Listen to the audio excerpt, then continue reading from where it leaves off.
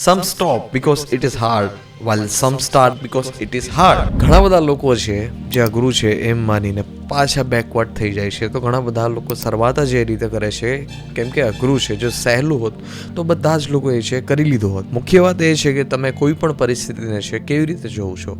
જે પણ લોકો રોકાઈ જાય છે તે મુશ્કેલીને છે, એક અવરોધ છે, એક ડર છે, કે બોજ છે, એની દ્રષ્ટિએ જોવે છે. જ્યારે જે લોકો છે અઘરું છે અને એટલા જ માટે કરે છે તો એ એને તક રૂપે જોવે છે, એક એને જીવનના નવા પડકાર રૂપે જોવે છે. આપણે કઈ રીતે જોવો છે એ ઓલવેઝના માટે છે આપણા હાથમાં જ હશે. જીવન એક પડકાર છે. પ્રશ્ન એ નથી કે એ સહેલો છે કે એ અઘરો છે. પ્રશ્ન એ છે કે તમે તમારી જાતને શું સમજો છો.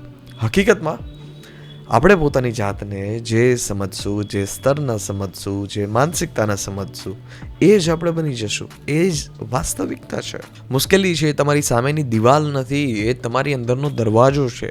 કે જેટલી મુશ્કેલી આવશે, જેટલી પ્રોબ્લેમ્સ આવે, you face the more problems, you are be the best version of yourself. That's the reality and that's the actual truth. એકવાર એક યુવાન હતો. આ યુવાન છે પહાડ ચડવા માંગતો હતો.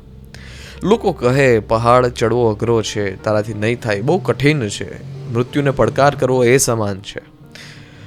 પેલો વ્યક્તિ હસ્યો અને બોલ્યો કે અઘરો છે એટલા માટે જ તો કરવો છે. શું બોલ્યો? અઘરો છે એટલા માટે જ તો કર્યો છે. આ એક જીવનનો અભિગમ છે. સાચો વિજય ક્યારેય પર્વતની ટોચ પર પહોંચવામાં નથી.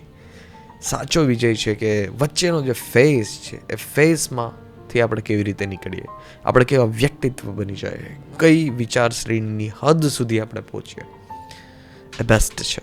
રસ્તો કઠિન છે એ જીવનનું પ્રતીક છે કે તમે એક શ્રેષ્ઠ વેમાં જઈ રહ્યા છો, પરંતુ આમાં દિશા હોવી જોઈએ, નહીં કે એક આંધળી દોટ. चुनौतियाँ तो बस एक आईना है जो दिखाती है कि तुम कौन हो.